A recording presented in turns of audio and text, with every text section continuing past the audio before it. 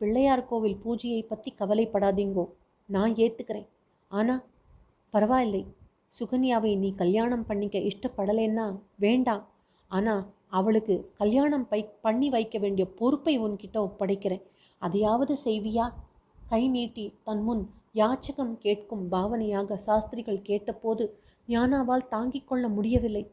மாமா மாமா, தெரியாமல் பேசுகிறேளே, நம்மளை சுற்றி இத்தனை பேர் இல்லைன்னா இங்கேயே விஷயத்தை போட்டு உடைச்சிருப்பேனே. சுகன்யாவுக்கு நீங்கள் கல்யாணம் பண்ணி வைக்க வேண்டிய அவசியமே இல்லை மாமா.